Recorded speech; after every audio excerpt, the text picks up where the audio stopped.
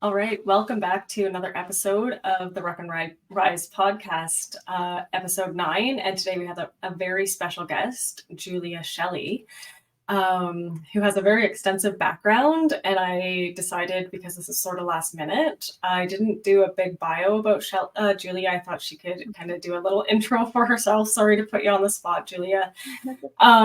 But yeah, because we're going to have a lot of conversation and learn a lot about you just through our discussion. So I figured we didn't need to spend a ton of time kind of going over your history and point form, because we're going to talk all about it. So welcome. Good. Thank you. Thanks for having me. You're welcome. So excited that you're here. I guess one of the first questions I have, so have you always had a passion for traveling? Yes. As well, from teenage years on, I guess. Yeah. So I hadn't traveled before, so I had never traveled as a kid or anything. Our family, we just didn't have the money to. So I had never been on an airplane, never even left Ontario. And I think the furthest our family had ever gone was maybe Hamilton, Guelph to Hamilton. So you stayed pretty close to home as a Pretty child. close to home, like Hamilton or Toronto. We had family in both. But yeah, we didn't really travel much. And so I was just always curious. I just wanted to see the world. And growing up in Guelph, it's bigger now, but it was pretty small back then. You know, I think under 90,000 population. And so I was just curious and wanted to see what else was out there. So where was the first place that you traveled to? It like was on an airplane. Yeah, I was to Vancouver when I was 19 for my first interview as a flight attendant. Wow. So, yeah, so my first time on a plane was for the interview. And zero experience. I didn't even know if I would be sick, how I'd react to turbulence, if I'd like flying. And I had a connection in Vancouver at the airline I was applying for. And I did have a connection in Toronto, but it was bigger and it was harder to get in. And so I heard from the Vancouver office first. So I actually bought a one-way ticket because I couldn't afford the two-way ticket. Sounds about right. So for my first time on a plane, I'm like, well, I'll just buy the one-way ticket and I'm sure I'll get the job. And then I'll figure out how to live there after, not realizing how expensive Vancouver is. So it was not well thought out. I had friends to stay with in the meantime. So that's in there. Yeah. So it all worked out. So did you kind of feel like becoming a flight attendant was a really good way to kind of do the traveling that you wanted to do? Is that kind of what led you into it? Yes. And I thought there was no other way, because I just didn't, like I said, I could only afford the one-way ticket. So yeah, exactly. How am I ever going to see the world if all I have is like, $300? So I was like, how can I get somebody to pay me to see the world? And exactly. That's what I did. So, yeah. And it led into a pretty interesting career. Yeah, absolutely. Yeah.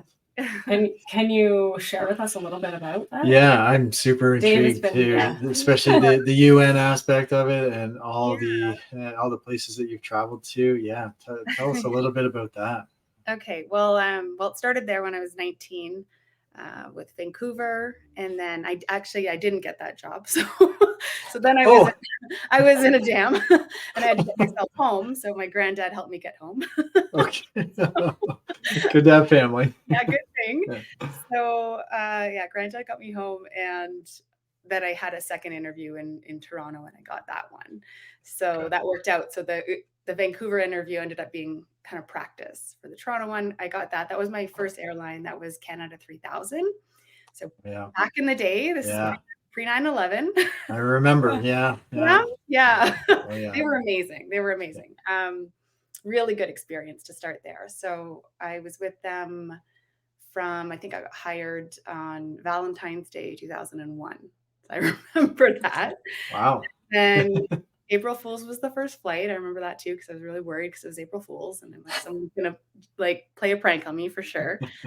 And let's see, I was there, I think 9 months until 9/11 was around that, or 8 months or so. And then, of course, we know what happened there. And then many airlines started to struggle and go bankrupt as well. So that time with that airline was short-lived. It was good experiences, but short-lived. So they folded right after 9/11. And I was only 19, and I remember thinking, like, I was kind of scared. Of course, I hadn't traveled before that. And I remember thinking, like, do I still want this career, like with this kind of a risk? Um, but yeah, I wasn't done. I still wanted to see the world. It didn't stop me. So I started applying elsewhere. And then I moved on to another airline called Sky Service. They were out of Toronto as well. So I was with them. They actually took over the office of the first airline I was at. So that was easy transition. And I was with them for another, I think, 8 years or so. Then moved to the Middle East. Started to branch out and wanted to see more of the world. Moved to Abu Dhabi in 2008. So I did 2008 and 9 living in Abu Dhabi, working for their national carrier, Etihad. Saw a lot of Asia, Australia, a little bit of Africa, but I was curious to see more. So then I came home from there, went back to college actually with the idea of being RCMP. So I went back to school for policing. Okay.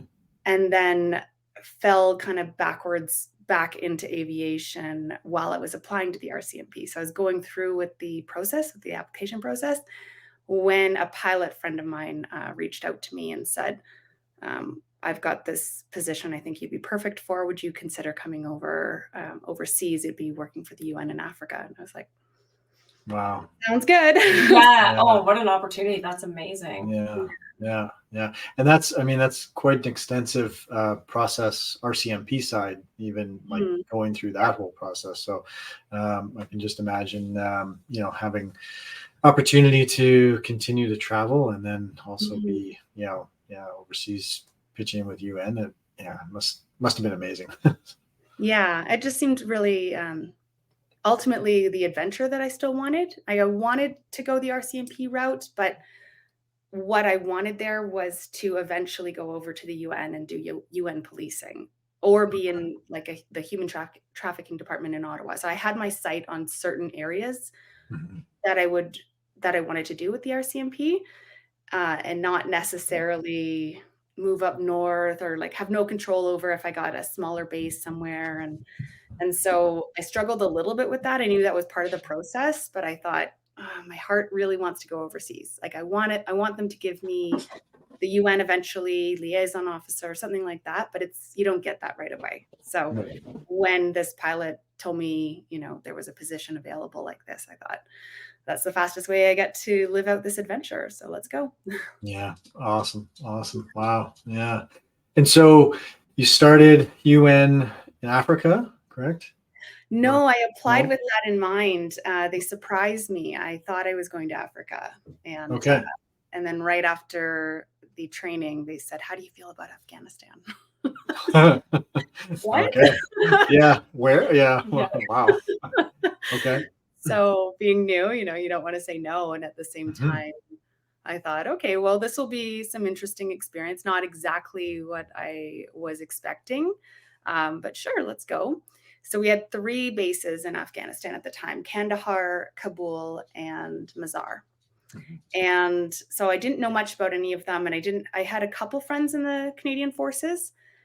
So I thought, okay, well, the best thing I can do is, research with them and ask them if any of them have deployed there. So I had one friend that had deployed in Kandahar as a military police. And so he told me a little bit about Kandahar, and then he kind of warned me a little bit about Kabul. It was probably one of the more dangerous options. Kandahar would be second, and then Mazar. So I was like, okay, and I didn't really get an option of the 3, but I just thought I'd do my research and just kind of find out ahead of time, like what to prepare for. And then, so it turned out they asked me to go to Kandahar for the first year. And then I ended up in Mazar after that. So it worked out well. I'll admit, I was a little nervous about Kabul just because of where they lived. You had to drive quite a ways from the airport to the Green Village. And the Green Village was, I forget, I don't know how long that drive was, but there were many attacks along the way. So, and we didn't have armed vehicles or anything. We were civilians. So we just kind of take some chances that way. So I thought, I don't know how I feel about that. So I felt good with Kandahar, living inside the base. So yeah. Wow. So, and what years were those? What years? 2012 and the beginning of no, was it? Yeah, it was 2012 and half of 13 in Kandahar, and then the other half of 13 and 14, I think, in Mazar. Okay. It was a year in each. Okay. Wow. Yeah. Exciting. And so, following Afghanistan, then where was next for you? Next was Mali, in West Africa. Yeah, Mali is in West Africa. They actually, if you've heard of Timbuktu. Yeah. Well, everyone has in some sense. Yeah. So we were flying the Swedish military into Timbuktu. So that was the next mission. And then the Dutch military into Gao. So my year in Mazar, it was actually really special because my year in Mazar, my second year in Afghanistan, Mazar is in northern Afghanistan. And I loved that base. I absolutely love that base. But they were mostly more European militaries on that base. And then in the south, in Kandahar, when I was there, it was mostly American. And so it was a different vibe. So when I got to Mazar the year there, we actually worked for the Dutch military there. So I wasn't doing UN work at that time. UN was in Africa when I got there later. So the year with the Dutch military was really special because I actually, for the first and probably only time, and I did this career for 11 years, I would say that year was the one year that I genuinely felt like I was in the military, like I was part of them.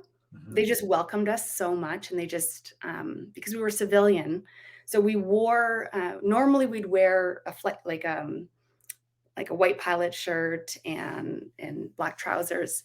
That was the one base that they said, no, you're one of us. You need to wear a flight suit. You need to be look like us and everything, even though we're civilian. So they'd fly us in. We'd fly to Germany to Cologne, and then they'd bring us in on military aircrafts. We'd be traveling the whole way into base with them.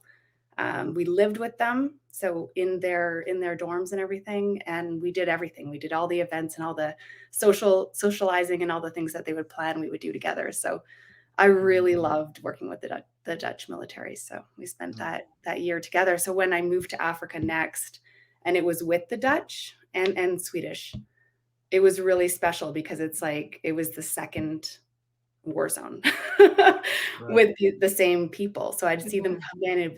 It would be familiar faces, and I just loved it. I loved that we had that closeness. So cool. Yeah. And are you still close with a lot of those members? Quite a few. Yeah. Well, we follow each other on, Facebook and Instagram. Instagram wasn't so big back then, but we're all on my Facebook. Yeah. Excellent. Yeah. And how about the local populace in Afghanistan? Was it very welcoming for you, or was it a challenge? Well, we lived both times it was in the base. So you were only on the base. Okay. Yeah. So in my case, I wasn't going into actual Afghanistan as often as some. We lived on a NATO base. Right. So technically I was in just on the NATO base. So I don't even have, an Afghan stamp in my passport, nothing like that. So you just go directly into base. Gotcha. We did venture out a couple times, but it wasn't like the Kabul crew that would actually go out into Afghanistan all the time. In both Kandahar and Mazar, though, we did have locals that did work within the base. So there were every week there would be an Afghan market they would put on. So they would have certain people would come in and they might sell just little artifacts from Afghanistan, vases. So I have quite a few little trinkets from Afghanistan from them. So I'd meet some local people, but only the ones that could work inside base. Wow. And how many would have been on your team at the time? It would have been, it was just one crew would be 2 pilots, 2 engineers, and a flight attendant. So 5 of them. Yeah. Excellent. Wow. And it was usually the only woman. Usually there were some female pilots that I worked with, but most often were greatly outnumbered in that kind of work. Yeah, sure. Yeah, Mhm. I understand. Yeah. Mhm. It's funny. I told Allie when we sat down here, I said, "Oh, I'm just gonna kind of, I'll be in the background or whatever, and I'll just let you." Now here I am, just monopolizing the questions. I'm just super interested in, a lot of that travel and a lot of where you ended up, in various places. So, but anyways, you go ahead, Allie. Okay. You got more questions, I'm sure. I just thought of one. When you were away, did you find it a challenge to be away from home, like family, friends here, or did you stay in touch? And how did you stay in touch? And how did you kind of manage that? I found it a huge challenge. At first, it was okay, especially in Afghanistan. I actually really, really loved my tours, and I made such close friends there that I would extend all the time. I stayed I would extend even double tours sometimes. Our tours were supposed to be 2 months. I think I did a few 4-month tours in Afghanistan. And then when I got to Africa, I think the max I ever did was a 9-month. And we're supposed to be off every 2 months, but they always ask you to extend. So it usually works out to be much longer. So it was hard when we would do long extended tours. And then it was extra hard if you wanted to make the most of your time off. So a lot of us would end up traveling on our time off. So if you did that, then you might not come home for like 7 to 8, 9 months or something like that. So that would extend it quite a bit, but it was also a really good way to see the world and make the most of it. So yeah, I did that as much as I could. And I kept in touch with my family often. We had lots of video calls. But you do start to get out of touch when you're traveling like that for so long. It starts to become such a regular part of your life that people actually kind of stop inviting you to things because they forget because you're just not around. Yeah. So there was a big chunk of that time where I would come home and I was actually more lonely if I came home because people would forget about you. They wouldn't invite you to anything because they're not used to seeing you. Yeah, they thought you were gone or Yeah. something, right? They weren't used to extending that invitation. And so then all of a sudden you're home, but everybody's kind of doing their Right. own thing. And you're like, oh, okay. Exactly. So I was just I felt like I was kind of just out of it with my friends and family at home. And then there was a little bit of as you can imagine, the things you see overseas, you're different. You change. Mhm. Yeah. We all do. And we didn't really want to, I know many of my friends overseas felt the same way. You didn't really want to stress out your family or your friends with certain things you might see or experience overseas. So we would really just become close with each other. So if there was somebody you needed to talk to about something that happened on base or a certain attacks or anything, we would talk to each other. So I became so close with people on the base, like either my crew or the Dutch military or whoever I was based with. I had really, really close friends on base. So it kind of starts to put a bit of a wedge between you and your family when you extend on so many tours for that long. So Yeah. And if they're coming or kind of expecting you to come home the same, whether they even realize, whether or not they even realize that that's what they're expecting. But when you come home after experiencing things, different things like that, it is going to change you for sure. But if they're sort of expecting you to be the you that left before, and then if there's not a lot of talk about it, then everybody's just sort of left maybe a little confused feeling. yeah, So, definitely. yeah, and I'm sure for you too to have to experience that and then feel like you couldn't open up about it because you were trying to protect them from the stress of it, which makes total sense for sure. Yeah. Yeah, you want to protect them, and at the same time, you start to adapt and get used to it, which is kind of messed up. Now that I'm out of it, I'm like, oh, okay, it was an adjustment coming home for sure. Mm-hmm. But there were times where I thought, oh, I can't tell people because if I told them what we see or do over there, or the kind of danger that we can be in, not all the time, it's not always like that. There's been great tours where, you know, nothing happens. And then all of a sudden the next tour, you're like a reminder of where you live, Mhm. a really fast reminder. And when that happens, you'd want to tell people, but it made more sense to tell people you worked with because they understand. But at the same time, because it's 50-50, it's like one tour would be chaos and then the other tour was awesome and we're going out and experiencing the local culture and everything. I didn't really want to scare my family, and I didn't want the pressure that if they knew about the dangerous tours, that they would immediately go, you got to come home now. Yeah. And I didn't want that pressure from them. So Yeah. I chose not to tell them because I was like, no, like they're not going to get it. So, Yeah, Yeah. that makes sense. So at the time, I mean, it makes sense you were fairly select with who you, you know, chose to be open with and have those discussions with. Do you find now that you're a little less select, like you're more open to maybe a broader sort of audience to have discussions with now? Yeah, definitely. I think that's what's been so nice about this community because, you know, we met through the collective essentially, right? Through Yeah. which is I don't even think of them as a podcast. I actually think of the collective as a big group of us that have now become friends online, right? Yeah. And it's not just that podcast because it's a group that is all supporting each other. And your podcast is a part of that too, right? So it's just I grown. think that's the big goal. Yeah. Mhm. And I think that's the all round goal with everyone involved, which is great. Yeah, I absolutely love it. And I'm really grateful because I would say that um, finding many of the people in this group has been kind of what helped me come home and what helped me transition. Because I came home just over a year ago, about almost a year and a half. And it was a real struggle. Like it was really hard. And there's even sometimes that it's still certain things are kind of shocking, you know, but I would say that I have adjusted because of this group.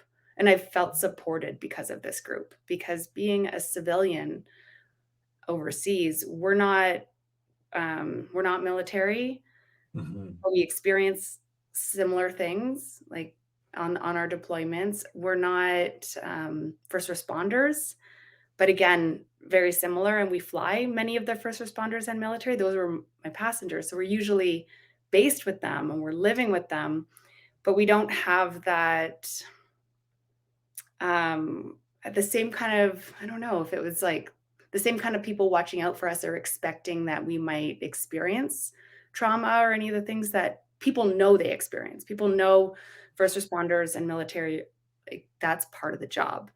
But you wouldn't think that for like a crew, an airline crew, because while yes, we would in situations like 9/11, of course, but Mhm. you wouldn't necessarily think that they're going to be going over to war zones, but you never know. So it's kind of hard to explain my job to a lot of people. I'm like, Mhm. I'm a Right. flight attendant, but it's not the flight attendant that you think. Like I don't actually serve food.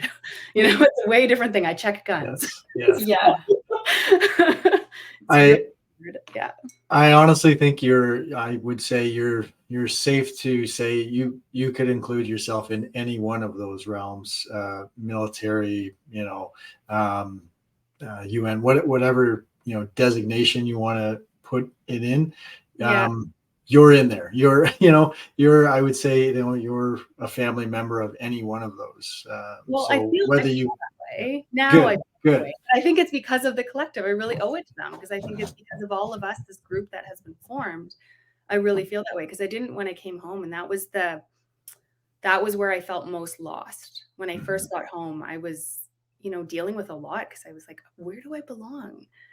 Like, there's Yeah. nobody else here like that has been through that it's not common. Like, it's not like my group of people hang out at the Legion or you know what I mean? Like, there's not a Mhm.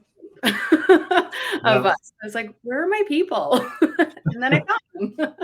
exactly. Yeah. Amazing. Yeah.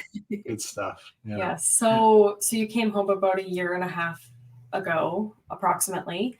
And how did you sort of decide to start your business, Army of Angels? Was it something you had been thinking about over the last few years and then you decided the timing was right? Or was it an idea that happened after you got home, like, how can you walk us through kind of how Army of Angels became such an amazing thing? Thanks. Thank you. Well, let's see. The name I came up with probably a little bit before I came home as sort of a tribute to those years overseas. So I would say that it's hard to really like narrow that one down, which I'm working on for the website. I would say the Army of Angels is kind of a tribute to the people that I served with. Essentially, we were all deployed together, and when you are on a mission together, the level of closeness that you have with somebody that you do these missions with, or you go through certain things with, is just different than I've experienced in most other relationships. And so, for instance, in Mazar, I did some CrossFit competitions in Mazar, and I was really into that at the time. When I get on base, there wasn't any kind of hesitation to go up and talk to somebody because I saw another woman on base. Like if I saw another, especially like somebody that was really into the gym or really into these competitions or anything like that, we were so rare that if I saw another kind of active, sporty woman, I didn't beat around the bush. We weren't shy to make friends. Like you see another woman land and you're like, we're going to be friends. Come here. Yeah. You're my best friend. You don't have a choice because we're greatly outnumbered. So come here. So awesome. I created this strong bond with so many women that I just thought were so badass. Like they were just so cool. And I loved hearing their stories and the kind of things that they did. And so, over the years, I had more close guy friends because of the nature of the work. But I would say when I met certain women that were also like active and had similar hobbies to me, we just bonded like you wouldn't believe. And so when we went through rough times together too, they're like my angels, right? Like we relied on each other. And there was never that, unfortunately, sometimes with women, there can be competition or kind of cattiness or anything. There wasn't that. There was just, we really, truly supported each other and empowered each other. And I thought, I want to create this at home. I want this empowerment to actually exist, where women are cheering for each other and working on getting stronger and healthier and achieving their goals and facing fears and doing all these things together. So how can I make this team at home? And that's where I got the idea. That's awesome. It is awesome. Yeah. So it was like, it was brewing in your mind over the last few years, but you weren't exactly sure what it was going to look like. And I'm sure it's transformed crazy since you first started it, even though it's only been about a year since I think you launched. Is that accurate? It was a year and a half. It was May. Okay. I actually launched it May 16th, 2022, but I was still deployed. So I came home. I worked on it on my time off. So normally I would travel or do different things on my time off, but this time I knew I was coming to an end. Yeah. And I knew I was giving my notice soon. So that last time off, I just came home and all I did was work on my business. I edited my workout videos. I uploaded, I think, about 100 videos to YouTube over like 3 weeks and just started an app. And it was hard work. It was a lot of work, but got it all done and then launched it right before I went back overseas to Tunisia. My last tour was Tunisia. The Libya mission we were flying in and out of Libya. But so my very first original angels, I call them, I was actually coaching them from Tunisia and Libya. That's amazing. That's cool. Really cool. Yeah. So obviously, I mean, fitness has obviously been a part of your life for, I'm sure a very, very long time. Can you take us back into a little bit of your fitness background and how it's evolved? Sure. I wouldn't say that I was very athletic growing up. I did gymnastics when I was younger. And then just your typical, gym class stuff that I wasn't like, I wouldn't say I was any kind of impressive athlete whatsoever. I love gymnastics. That was it. I was I was really taken with gymnastics, and I liked track. But no, I never really joined many of the big, teams or anything like that. I always found that any sport that I liked involved just me pushing myself to my personal best. So that's what I loved about gymnastics. And when it came to like gym class or track or whatever, well, track I excelled at a little bit, but I was never really pushy in team sports. Like I liked taking part, but I wouldn't say I wasn't as competitive with other people, but I'm very competitive with myself, and that's continued. My entire life has been like that. So, so from gymnastics, trying to think what's next. I think in my 20s, I got into running a little bit when I was training to apply to the police. I got into running, and then just was preparing for the RCMP and OPP and all the fitness tests. I was a volunteer firefighter for a little while too. So I trained for FireFit, and so I got into FireFit and like police testing, but that was it. That was the reason I got into fitness, was for police and fire. If it wasn't for that, I'm not sure. I think I would be somewhere close to this now. Like I probably would have discovered it eventually, but that's really what started it, was those applications. Oh, cool. Yeah. I can relate to what you said about like being very competitive, mostly just with yourself and enjoying a group sport. I do enjoy a group sport, but I could care less if the team wins or not. I'm only competitive with myself. So some people don't like to play sports with me because they're like, well, it seems like you're not trying. And I'm like, well, first of all, I'm not super athletic, actually. I'm really not. I don't have an athletic family or background. I only got into like lifting and running and stuff I think I was about 25 when I started to take it seriously. And I'm now 37. So, I mean, I've been consistent for a long time now, but growing up, I mean, I liked sports, but I wasn't super good at them. I was the opposite. Not the opposite, but it's probably why we mesh so well, because she has that non-competitive aspect and just competitive with herself. But I was quite competitive growing up, and did all the team sports, but also very competitive with myself, like both of you. But I certainly also enjoyed that team atmosphere and being competitive with other teams and other athletes and all that. But it's neat to kind of connect and mesh with individuals that are competitive with themselves, but they could care less really about winning or losing when it comes to some of the small things. And it's good. It's good. It's a nice change. I will clarify that I occasionally do try to beat Dave at like if we're doing a workout together, but I won't tell him that I'm trying. If we're going for time or something, I won't tell him that I'm trying to beat him until she's beat me. Until we're like close, and then he'll clue in, and then he can still always beat me. So like, I guess I'm a bit competitive with him, and maybe I will say, I think I could probably back squat more than Dave, and also deadlift more than Dave. Currently. And I'll humbly agree with that. I get chicken legs that leg day does get skipped for me a fair bit too much. So every day is leg day for me. Yeah, right. So awesome. I like that. I know what you mean. Like I'm not competitive in a team sport way usually, but when I am training, like if somebody's on the treadmill beside me, like we are in a race.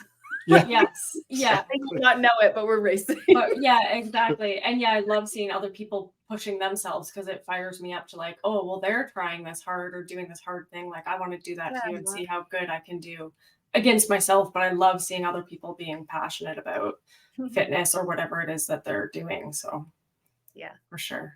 Yeah. Allie's competitive nature is growing. It's a little bit more sort of each thing that we tackle, and the ruck marches. Those are certainly ones that, we're a little bit competitive with each other in a fun way, a fun natured way. But also, if I talk about, as you know, I'm reservist with the Hastings and Reserve Prince Edward Regiment here in Peterborough. And so, as a unit, we do ruck marches and things like that. And Allie will ask me, what kind of weight were they carrying and what kind of time did they do that in? And, I tell her and she'll instinctively say, well, I could outruck, I think, half of those guys. I could. Yeah. And if they're listening to this and they want to do a challenge, See, there it is. Like, so I guess I take back what I said. I guess I am a little bit competitive. Yeah, definitely. But also, like, in a healthy, fun way. I am in the same way that you are, but it's like, it's just with myself. But I love those challenges, which is awesome. That's how we met too, right? Was because you've taken part in 2 of my challenges. And then I know you saw Lee, one of my clients is promoting one for next month. So yeah, I was going to ask you about that. So it's her challenge that she's putting on. Yeah, she's just gonna, but she's been a client of mine for a while, and we still kind of like promote each other and everything. Oh, for sure. Yeah. People. So I'll probably take part in that with her as well, as much as I can. At the same time, as soon as I saw that, I immediately want to take part in every challenge. I just do. I'm like, especially if it's a good friend putting it on. But I saw that and I was like, okay, 100K in November. Yeah, I think I can run that. How can I fit that around hot yoga, Olympic lifting, and jujitsu? Jeez. I'm pretty sure I can do it, but those are my 3 like focuses, and 3 is a lot for those focuses, but yes, I'm really enjoying them. So this past month I did a 30-day challenge. Well, it's 30-day challenge, they said, for hot yoga, but really it was 30 sessions. As long you can complete it as fast as you want.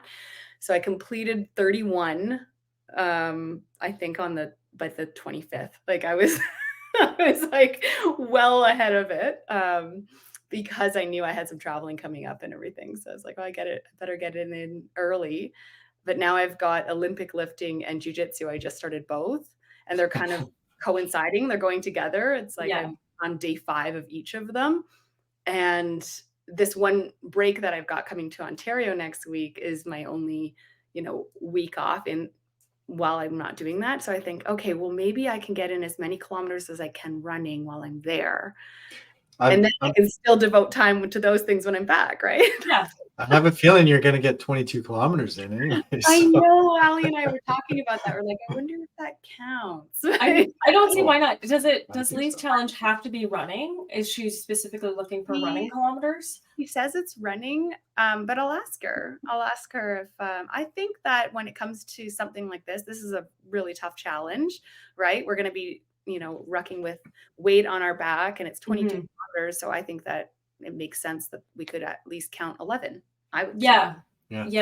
And you can run from the back of the group to the front of the group and back and forth if you really want. If you want to keep running, by all means. If he's running, he might run a little bit, right? So we'll see. Yeah, we'll try to keep up to him. Yeah. My kind of plan. So the plan is that the first 9 kilometers we're going to kind of stay. We're going to be kind of walking because we're going to try to stay as a group because we're going through some of the downtown core and along the trails, just so nobody gets lost or anything like that. And then once we get to Nichols Oval, it's a 1 kilometer loop.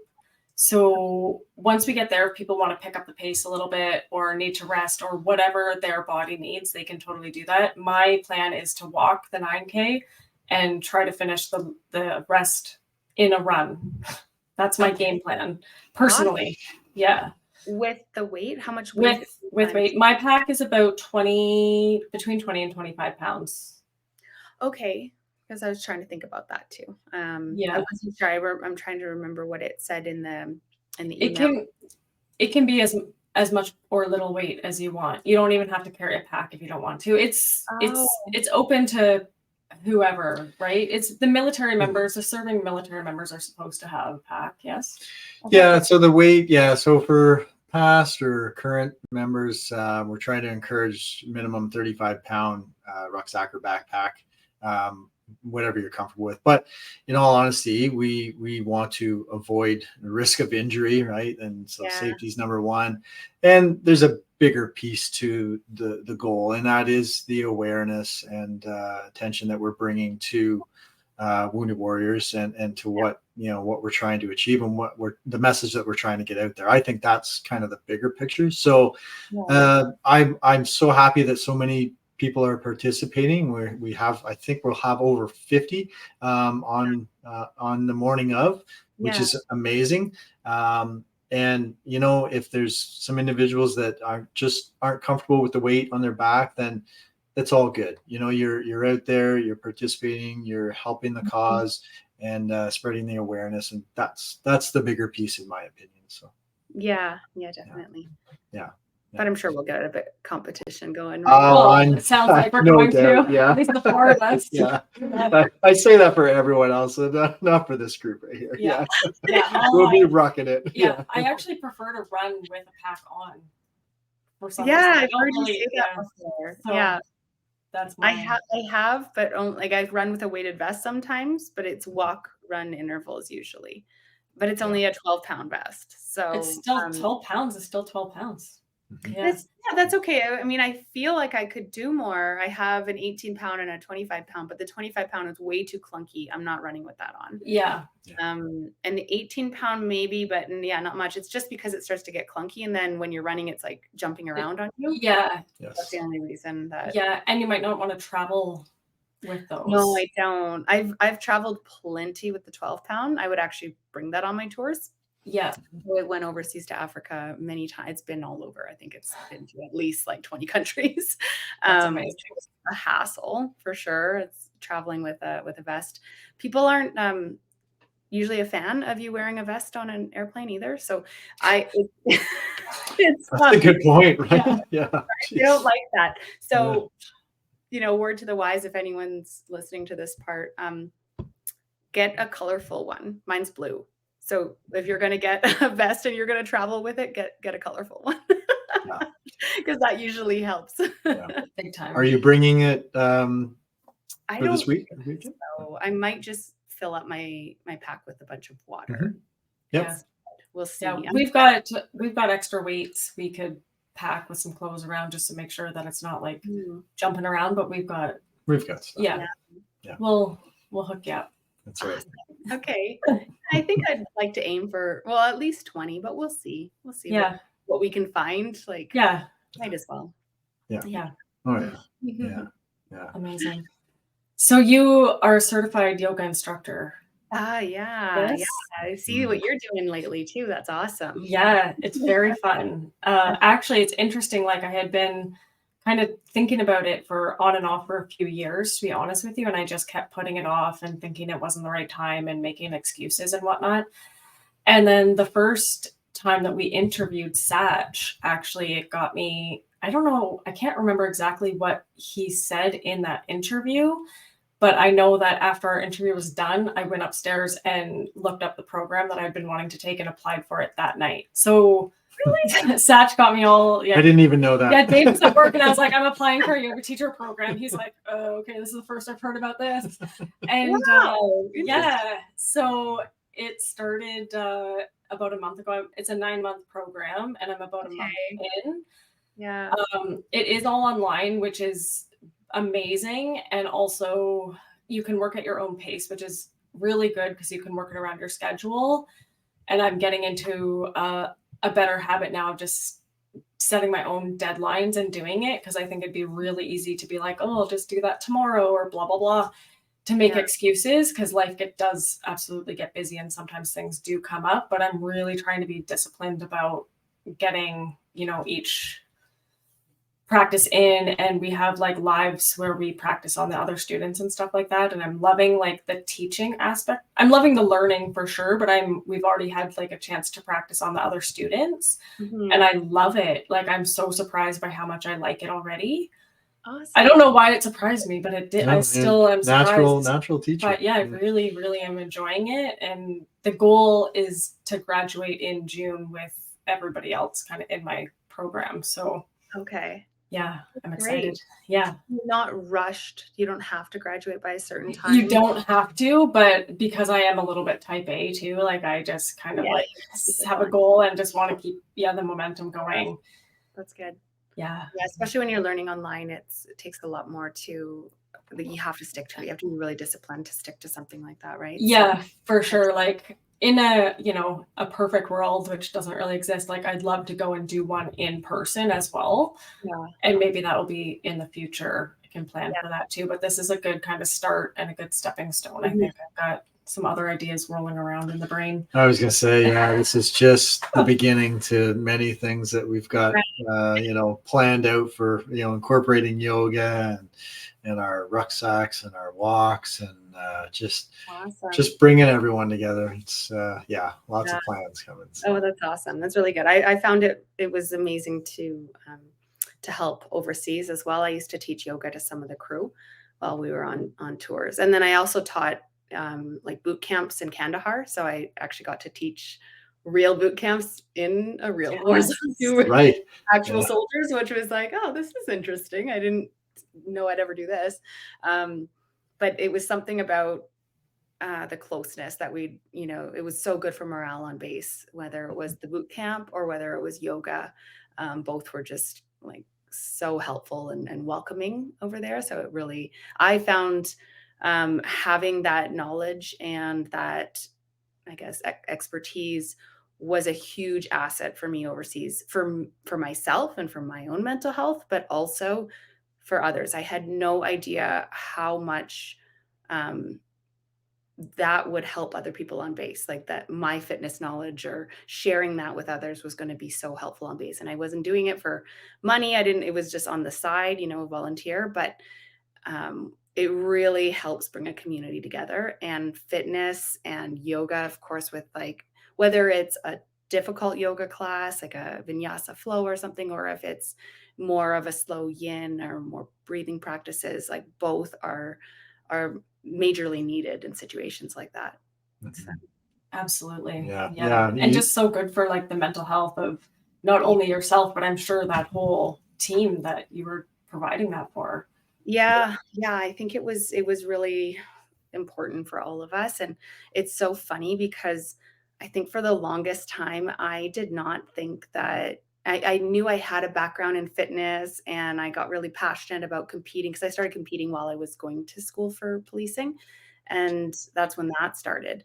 And so I never expected to continue competing. And then I ended up doing it, almost the entire time I was deployed.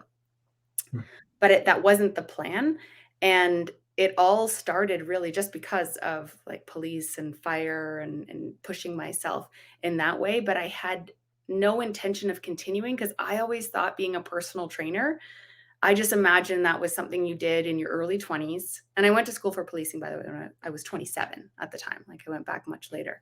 Right. So I thought, oh, this isn't like a grown-up career. Yeah. You don't do this and you can't go anywhere with it. It's not something that you turn into a business and that you scale and that, totally different than the way it is now.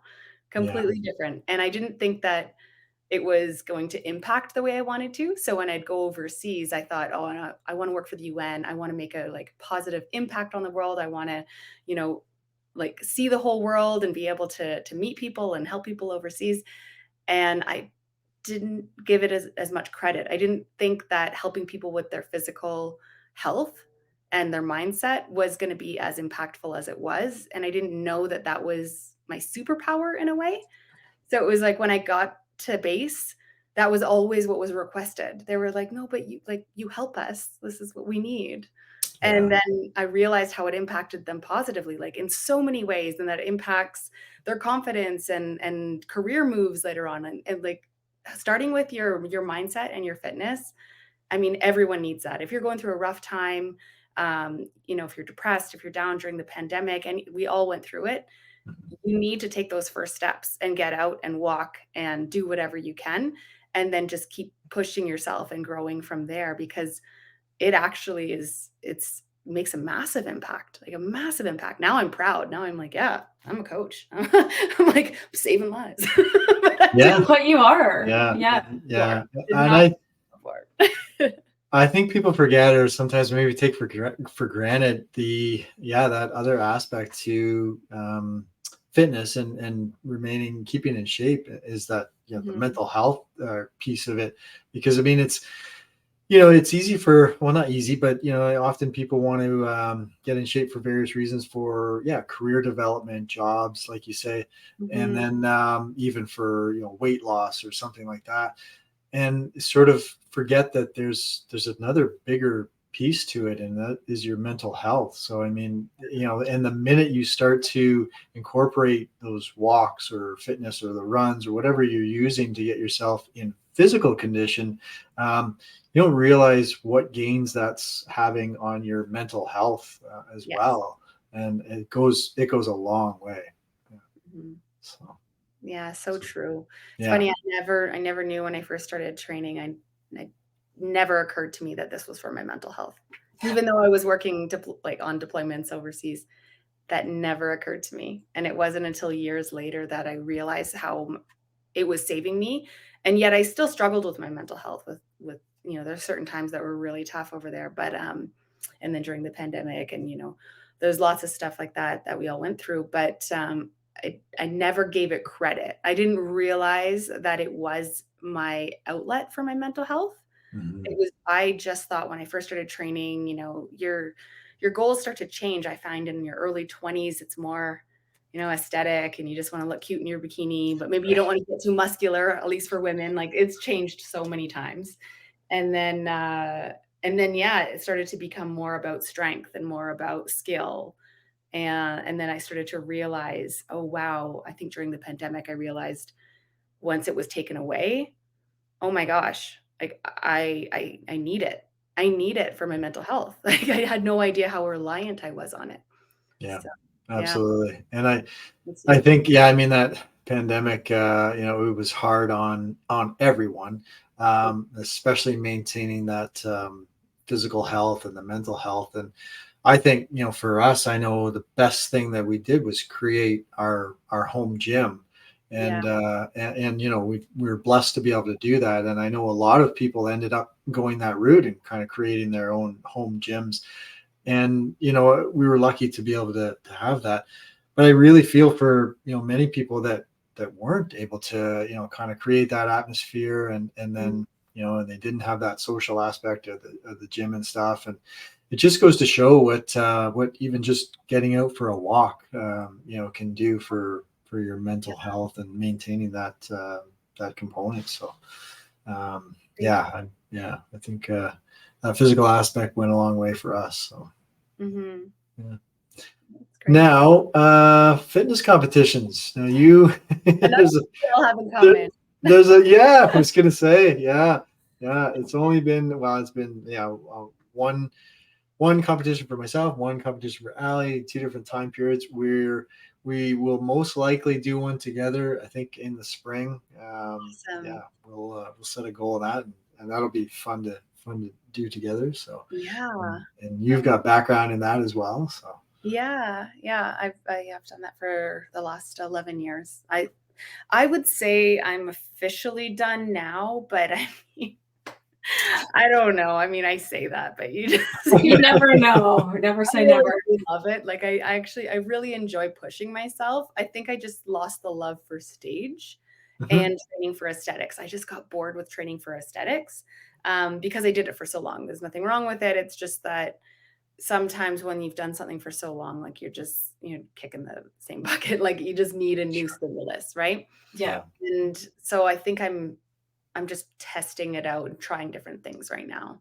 So I'm learning Olympic lifting and jiu-jitsu because I suck at both. So I am welcoming the suck and trying to figure them out. And they humble me. They completely humble me. And I like that. I actually really like that, because I think it's when you get so comfortable with whatever your fitness regime is, then that's great. But then what else can you do?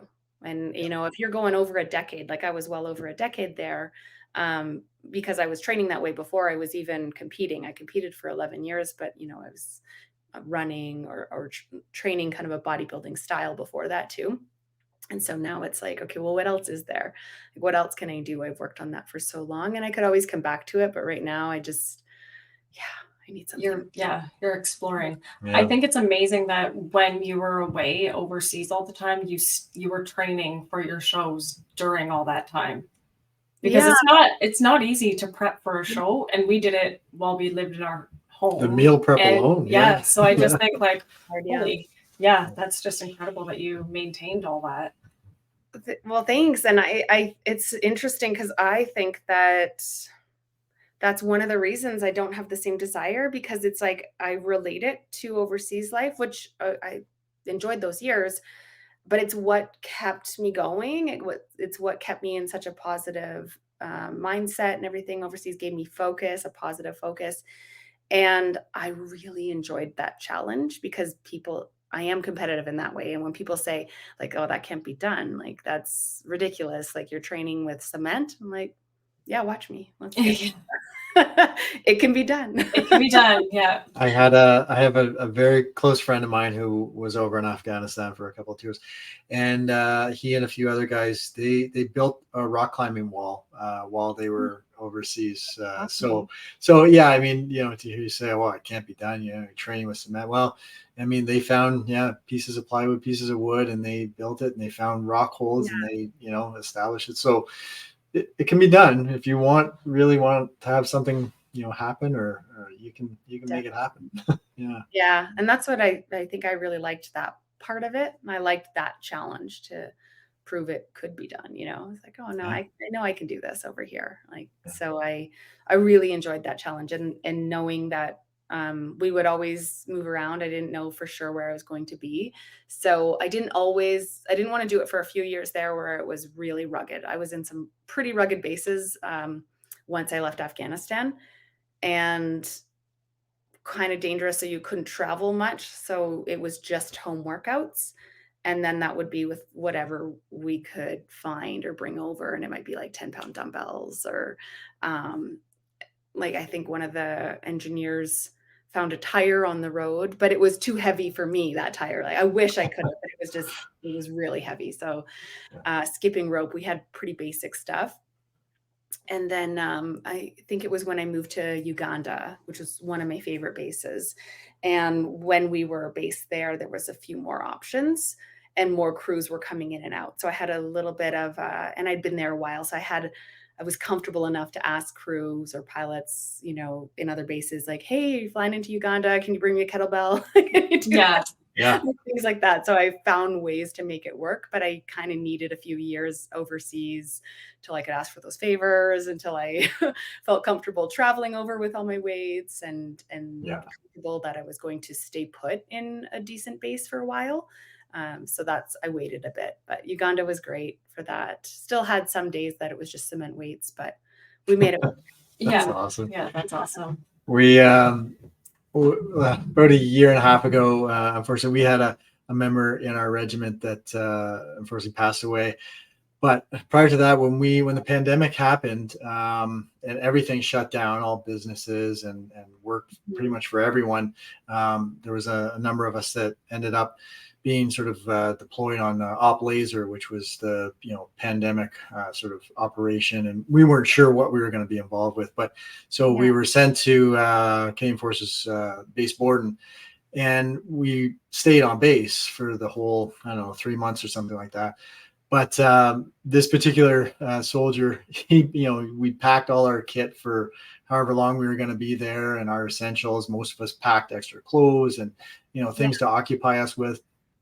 And I'll never forget the bus driver about to load his barrack box into the bottom of the bus. And, he kind of ran over to him and a couple other guys, and he ran over to the bus driver. He said, no, don't lift that. Like, because he knew, because pretty much the only thing he had in that barrack box was a 45 or 50-pound kettlebell. That was his priority to pack, to bring, and we all borrowed it. Like it constantly got rotation. Like every day it was in use, because we built a gym, or we made a gym over whatever we could find, sandbags, whatever. But that kettlebell, it got a lot of use by all the guys. So that'll make you a star on base. It did. Yeah. It's great. Yeah. I always made that a priority as well. So, and thankfully once I brought things over, I could usually shift things from one base to the next, because some of the bases would fly into, like Congo bases would fly into Uganda. Not all of the bases did, but if I could guarantee that I was either going to Congo or Uganda, then I could send things back and forth usually. eventually, or I would try. So I had a 25 kettlebell in one base and a 30 in the other base. And like, I played the, the cards, and I was like, all right, I think I'm good. There's not much progressive overload because it's going to be like, these are my options, but Right. I think I can do this. So yeah, it was, and nobody minded because it helped others too. Not everybody on base was going to be as into fitness as I might be, but they were always grateful, especially, when there were lockdowns and that kind of stuff. They were like, oh, she drives us nuts with her skipping rope all the time, but today we like Julia because she left the kettlebell. That's it. Yeah. All right. That's awesome. Awesome. Yeah. Good stuff. Yeah. What are your plans next for Army of Angels? I know you've kind of got some things coming up on the horizon. Do you want to share any of your ideas? Sure. Yeah. Well, we'll have a new group starting soon. So in the new year, I will be having a new group that starts together. And I really like doing it that way because even though I'm still open to one-on-one, and so people can apply anytime they want, and as long as I have room, I can take them. But there's something so fun about when a bunch of people start at the same time and they go through the process together. So I have a 4-month group coming up, and I'm really excited about that because we have like a full curriculum. So, you've been on a couple of our weekly calls as well, right? So, Yeah. So lately for the past little while, it's been, certain guest speakers, and different presentations that I've had. But when I'm doing a group, I have an exact curriculum that I stick to. And so it goes through so that clients get a full rounded or well-rounded education on like macros, nutrition. That's how we do our nutrition plans, on macros, on weightlifting, progressive overload, RPE, mind muscle connection, form and cues, alignment. We'll go into all of these things so that they have at least a good amount of knowledge in each, because it is hard when you're coaching people online, because I do want to make sure that they understand what they're doing, and because they're all at different levels and that their form is good and everything. And not everyone's comfortable sending in videos, and they can, they don't always do it. So just in case they don't, I'm like, okay, well, I'll have to teach them as much as I can on these calls. So we do that. I know I think you were on the Kai York call recently. I was, yes. Yeah. I'm very interested in your retreats. Oh, yeah. Yeah, that's where it's going. So I think with the next group, not that those that sign up for the group have to come on the retreat or have to shoot or anything like that, but I will strategically plan that my groups, at the time that they are in the last month, we will have a retreat around that time. An optional retreat that they can join in on. And I'd like to open up the retreats to others to join as well. I will have the first few spots go to Army of Angels, of course, and then we will open up the rest to anyone else that wants to join us. So yeah, we've got hopefully 3 retreats next year, hopefully 2 for sure, but hopefully 3. So it's either going to be Bali or Thailand for the first one, in most likely April, end of March or April, but I've got a meeting this week to find out. And then the last one will be in November in Costa Rica, most likely. Amazing. Yeah. Awesome. Very cool. Yeah. I chose those places too. I mean, actually, I had surveys, and thankfully, people that were interested chose many of these places. But I was really excited with where people were choosing, because I want to make this a fitness-focused retreat as well, not just a vacation and sightseeing, or a photo shoot is optional if they want to do that. But I wanted to also train people in person, because I coach online, right? So I wanted to have that opportunity. So with Bali, Thailand, and Costa Rica, those are all ideal places where I can get fitness studios or gyms and have access to that kind of stuff. So I want to make it like a little bit of a boot camp too. So we'll have both. Amazing. Yeah, not the worst places to go to. No. Yeah. Sign me up. Training, yeah. It's gonna be a lot of fun. Yeah, that's awesome. That is awesome. Yeah. This has been a treat. I mean, Ali was obviously very excited to have you on and talk. But for me personally, like, I love meeting new people, learning more about their background, where they come from, and then sort of where they're headed. And I really love that, as you say, like through the collective, we're just meeting more and more like-minded individuals that are just out to help people and to help people better themselves and just to kind of better our community. And and so I've thoroughly enjoyed this whole this whole discussion. I feel like we could probably talk for hours and hours. I know we will in person, which is great. Yeah, we'll very soon. I'm excited. Yeah, but this has been, for me personally, this has been quite enjoyable, and I really, really appreciate this time. So Thank you. Me too. Yeah, it's been amazing. Can't wait to meet you guys in real life. Yeah, in very like soon. a week, less than a week. It's gonna be very cool, very fun. I think I fly in Thursday and such is on Friday or something, but we'll get the car on Friday and we'll come up there to see you guys. I guess we start bright and early on Saturday, or I have to. That's right. We do. Yeah. We do. Yeah. I'll be doing a bit of running around Friday evening, getting things set up and organized, and then early Saturday morning as well. But Satch and I were communicating a little while ago just to kind of go through the itinerary stuff, and we'll sort all that out closer to Friday. Right. Awesome. I'm super excited. And that reminds me though, another thing that's changed over the years. Did you guys used to meet strangers and invite them into your home from the internet? Was that has that over the years? Isn't it funny how the collective, I want to meet all these people. Like I would love to meet so many of them, and Jason, and I met Sean and Seb, but there's still so many people out in this group that I'd love to meet. But years ago, I would not talk to people. I'd say even like 2016, not that long ago. But if somebody was sliding into your DMs, you're like, oh, that's kind of weird. Yeah. And now it's like funny just normal. Yeah. It's funny that you mentioned that. Yeah, I think we're probably on the same page on that one. I don't think we typically would have, said like, hey, come on, we got a room for you here. Yeah, come on over. I know. I've done the same. I've had some people come and visit and stay and everything too. And it's like, it's really cool how that happens. In fact, I met such around in person. We met about a year ago at this time in Ontario. But started like on Instagram. Yeah. So it's crazy how that changes, right? So I know. It's neat. It's bringing a lot of people together, and it's great.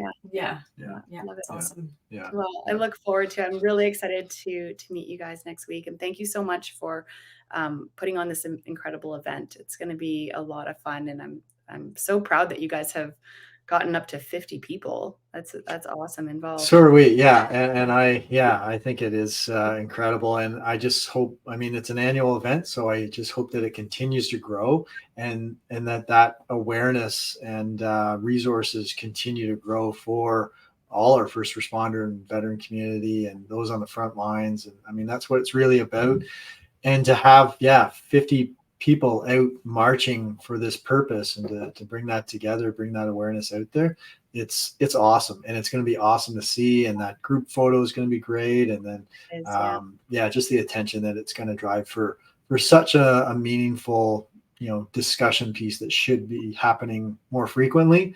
I think it's great, and again, it'll just grow year after year, and maybe we'll have 100 people next year or the year after. And cool. And this is the second, right? This is the second annual for Peterborough. It'll be I think it's the 7th annual across the country. Again, it was started in Edmonton, Alberta. And then, now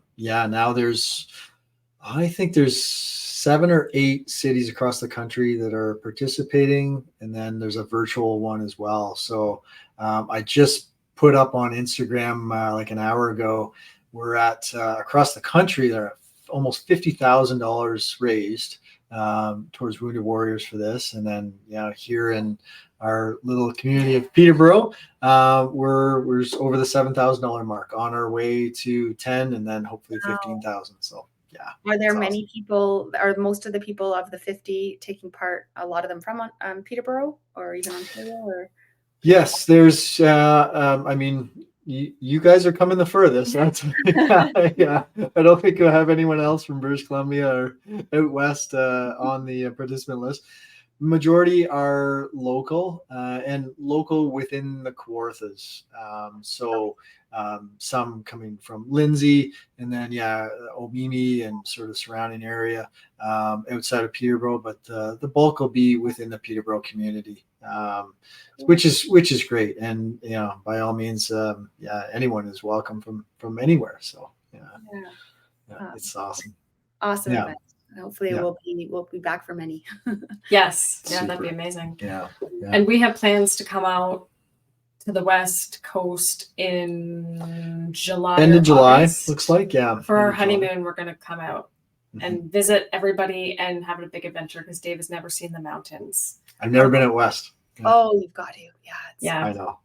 It ruins you though, because then you don't want to go home, don't you? That's what I told them. That's what everyone says. And given my background with mountain biking and snowboarding and all the things that the mountains involve, rock climbing, it's going to be hard to leave. I can already foresee it. It's a lot of fun. And since you're coming in July, was that because for the Operation Pegasus jump? Is that the plan? Maybe. It'll be work schedule dependent on my end of things. So far, like in my work, naturally I have a 10-day break at the end of July. But who knows, that could change, and there may be some vacation time open up, and so it may be earlier in July, which would fall on Operation Pegasus, which is awesome. We're kind of hoping for that. Yeah, but we'll see. Fingers crossed, but we don't know. And if not this year, then the following year. Because Dave has jumped out of a plane one time before. Yep. I never have. And I have said in the past, I'll never do that. That's crazy. And now this year I'm like, Dave, I've been thinking about this Operation Pegasus jump. It sounds pretty cool. Do you want to go? And he's like, yeah. So now, because it just seems like such an amazing thing. And I'm like, God, you could learn so much about yourself by doing that. I'm just, I love it. I started mine when I was 35. My first jump was in Dubai. That was tandem. And then I thought that was it. I thought it was like a one-time thing. And I was like, I'll go to Dubai and get the epic shot, right? Yeah. Because I'm never going to do this again. This is a one-time thing. No. A couple months later, I was signed up and I was doing my license. So. Wow. That's amazing. Wow. Yeah. Sorry. Yeah. Are you going to be there? Are you going this year to Pegasus jump? Hopefully. I'd like to, because I wasn't able to this past year, but I would like to. But we'll see. I'll try to plan for it because I definitely miss it. But I'd also just like to meet everybody in person, so it's more than just the jumping. It's more of a community. But we'll see what happens. So. Yeah, we hope to see you there.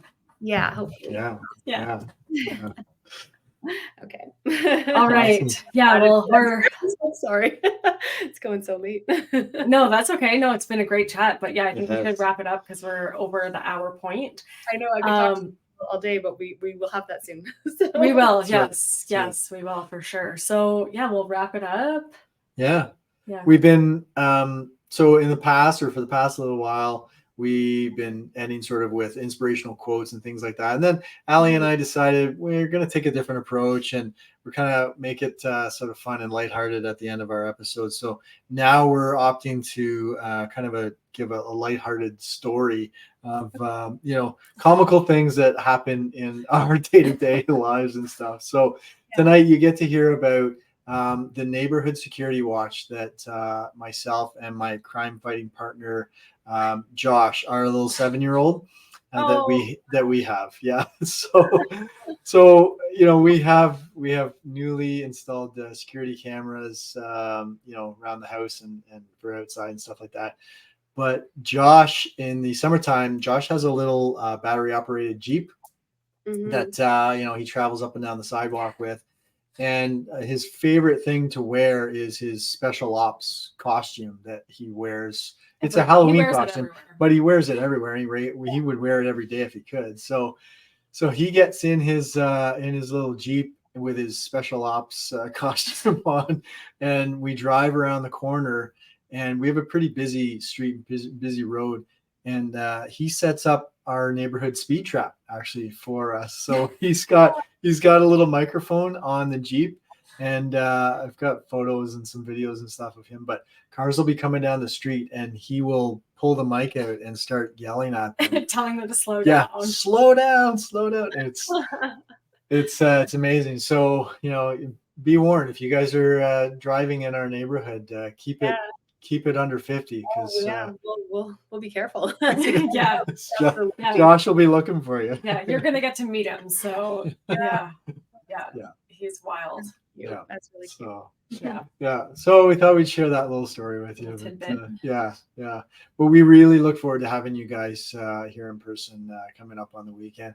And once again, really appreciate the time spent on this episode and sharing sort of your experiences and your story and your background and everything with us, and what Army of Angels is all about. And we look forward to chatting more and just continuing this relationship. So. Same, me too. Well, thank you so much. Awesome. All right. Thanks, Julia. Thanks, Julia. We'll talk soon. Bye. Bye.